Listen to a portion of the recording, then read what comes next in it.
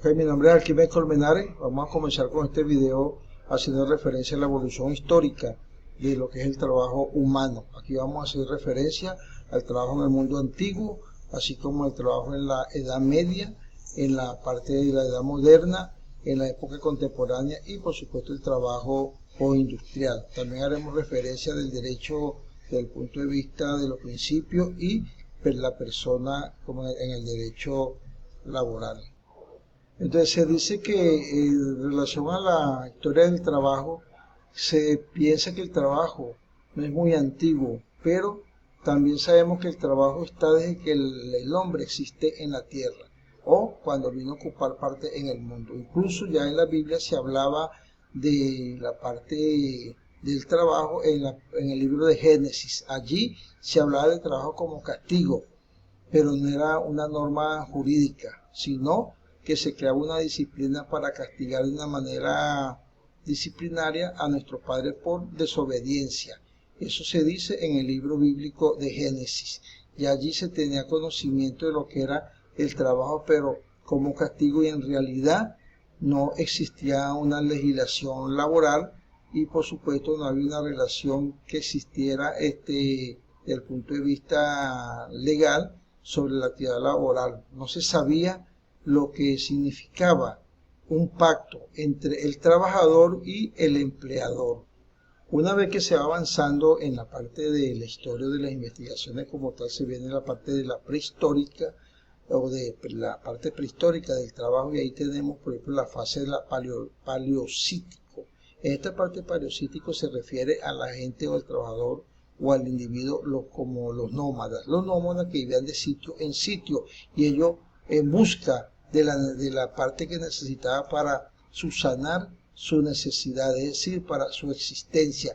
En esta etapa se puede observar que ellos de que vivían de lado en lado, de sitio en sitio, buscando la forma para alimentarse en la recolección de semillas, raíces, etcétera, igual que como buscaban cualquiera de los medios de pesca, pero de sitio en sitio, y de allí la parte o el nombre de nómadas. Aquí tenemos también esta parte de la prehistoria, lo que conocíamos como lo mesolítico. Estos mesolíticos se caracterizaban por lo que era la caza y la recolección de cualquiera de las partes básicas para la existencia de ellos como tal. En ello hacían la supervivencia humana, decíamos que hacíamos la supervivencia humana a costa de la caza, y se especializaban en cada uno y bueno, como se dice, buscando la recolección, y se organizaban y convirtiendo en la parte y lo van almacenando. Luego llegamos a conocer en esta parte la fase de lo neolítico. Aquí se caracterizaban ya por la agricultura, la ganadería, y se iniciaron, como se dice, a hacer alrededor de unas 12.000 años atrás de esta época ya. Ellos estaban adelantados desde el punto de vista de la parte humana en cuestiones de agricultura y de ganado. Seguimos avanzando y llegamos a la Edad Media. Ya en esta Edad Media, en esta etapa, se viene el desarrollo del feudalismo. En esta parte del feudalismo es lo que nosotros vemos ya como un sistema de gobierno y de organización, tanto económica, social y política, hasta llegar a una serie de lazos y obligaciones que se van, como se dice, vinculándose. Estas vinculaciones iban acreciéndose y se llegaban y se unían con los señores feudales. Recordemos que los señores feudales eran los dueños de la tierra y el capital. Por tal cosa, como necesitaban la parte del trabajador, ellos iban, como se dice, haciéndose desde el punto de vista de contribuciones para la producción, principalmente la agricultura y la ganadería, pero siempre los dueños y el trabajador como una parte de que producía para ellos nada más. Llegamos a la Edad Media. Ya en la Edad Media, la racionalidad, que es uno de los ejes del pensamiento moderno. Aquí la religión deja, como se dice, de ser la base de la comprensión y específicamente va hacia adelante en el mundo, y en su lugar se toma la ciencia, que se instaura como un discurso legitimador del momento de la causa que se está llevando a cabo. El mito es reemplazado por la razón y la subjetividad de trabajar o de producir. Aquí en esta edad moderna decimos nosotros que la parte de la racionalización se dice que se vuelve de un punto de vista central y la reflexión se hace individual y posibilita la crítica, y a través de esto va haciendo la estructura de lo que nosotros conocemos como la autorrealización.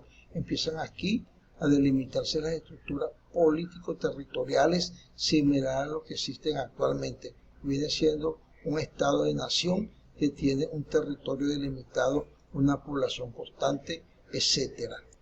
Aquí vamos observando cómo se va transformando una sociedad rural a una sociedad industrial, es decir, busca los medios de modernización y se van, como se dice, la parte de habitantes rurales se van hacia las áreas urbanas. Viene lo que conocemos como la revolución industrial. En este particular decimos que es un proceso de transformación tanto económica, social y tecnológica que se inicia a partir de la segunda mitad del siglo XVIII. Ya con esto viene el reino de Gran Bretaña y se concluye entre el 1820 y el 1840 durante el periodo que sigue con mayor continuo de las transformaciones industriales desde el punto de vista económico.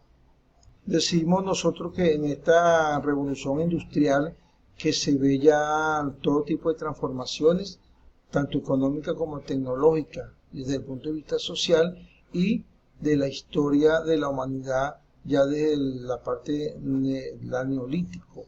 Se ha pasado ya a una economía rural basada fundamentalmente en qué, en la parte de la agricultura y el comercio, pero todo va, como se dice, en transformaciones económicas con carácter urbano, industrializado, mecanizada, que va a dar la pauta que la que actualmente estamos viviendo y subsistiendo de ella. En este avance de esta revolución industrial no podemos dejar de mencionar lo que es también la revolución que tiene la participación de la parte de la revolución francesa. Recordemos que ya las transiciones se van haciendo o se inician a los finales del siglo XVIII en la parte industrial textil, así como en lo relacionado con la extracción y utilización del carbón. La expresión del comercio va haciéndose, como se dice, más grande gracias al desarrollo de las comunicaciones con construcciones de vías férreas, canales, carreteras, el paso de una economía fundamentalmente agrícola a una economía industrial que influye sobre todo sobre las poblaciones. Podemos observar que también vienen las grandes construcciones desde el punto de vista habitacional y las grandes metrópolis. Si este proceso de revolución económica sucede a nivel del mundo, por supuesto, en los avances que van avanzando hasta la era contemporánea, no podemos dejar de mencionar lo que es el proceso de la revolución del trabajo en Venezuela. Aquí se va a marcar o se va a firmar con lo que se conocía con las leyes de Indias, que era un proceso, un procedimiento histórico de la, como se dice, de la modernización laboral.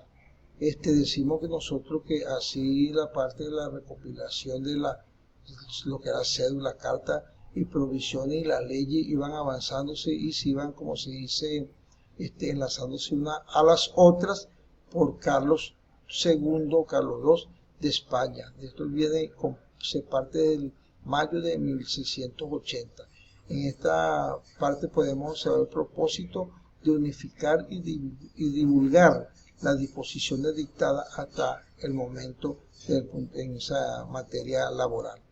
Deseamos nosotros que lo vivido ya en nuestro país con esa ley de Indias, ya en España crea el momento legislativo más humano desde uno de los tiempos más modernos, ¿verdad? Con un resultado que va en pugnas que representan a cierta medida una victoria que favorece en ese momento lo que se dice trabajador o trabajadora para el tiempo.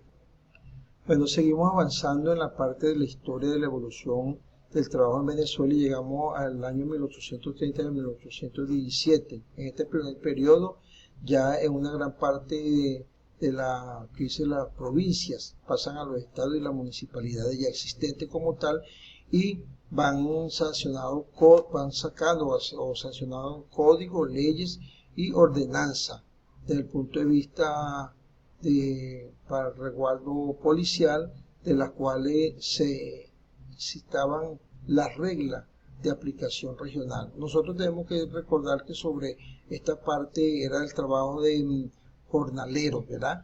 Y ya que poseen las características estrictamente policial, de todo lo que hacía era estas leyes o estas normas que se aplicaban en esta época eran para, como se dice, para el cuidado del orden público y la buena costumbre, que era la regulación moderadora del trabajador y la protección del trabajo propiamente dicho. Avanzamos así hasta el periodo 2 o segundo periodo, ya en 1917 hasta nuestros días. Aquí comienza propiamente dicho en el mes de junio de 1917 con la ley de talleres y los establecimientos públicos. Anteriormente decíamos que las leyes de las minas o leyes de minas se habían establecido normas para regular lo que era para regular las normas de relaciones entre los trabajadores y el patrono, conteniendo disposiciones muy particulares referentes al trabajo en el espacio, en especial la ley de 1915.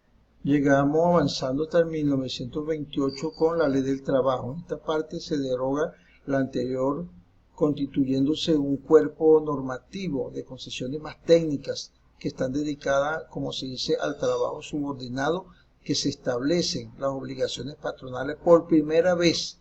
Hay las pagas de las indemnizaciones a los casos de los accidentes o trabajadores que sufran accidentes o algún tipo de enfermedades profesionales. Ya hasta aquí o hasta esta fecha se venía viendo el régimen de las reglas en las leyes que se viene en favorecimiento de cada uno de los trabajadores y trabajadoras.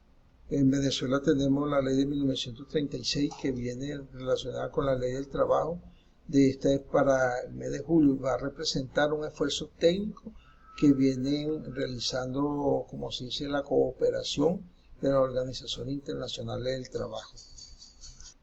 De esta manera vamos acogiendo los lineamientos de los diferentes convenios de la OIT, o sea, la Organización Internacional del Trabajo, que se va ratificando con mucho posteriormente por Venezuela, o sea que se acoge a estos acuerdos y se hace por primera vez el reconocimiento de los derechos de la asociación, de la contratación colectiva, al derecho a huelga, acerca de los cuales ya en la ley de 1928 guardaba un absoluto silencio como tal. Ya aquí se va viendo cómo se dice la protección laboral en nuestro país, en este pequeño y corto resumen de la evolución histórica del trabajo en Venezuela.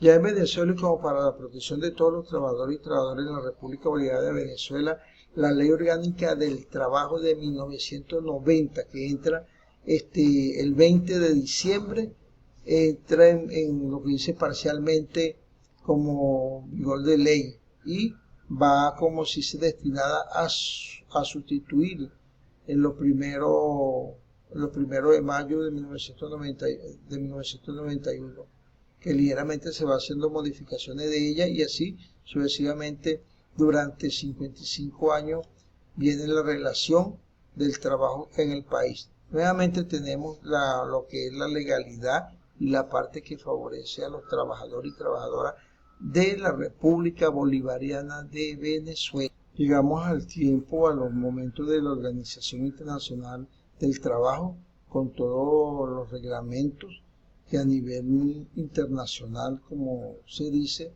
estamos protegidos cada uno de los trabajadores y trabajadoras de cada país que esté afiliado a esta organización internacional. Se dice que es muy importante la cooperación entre el gobierno y organizaciones de trabajadores y empleadores en la promoción del progreso social. Esto se dice porque la OIT, o sea, la Organización Internacional del Trabajo, que tiene que velar por el derecho internacional, allí hay, como se dice, convenios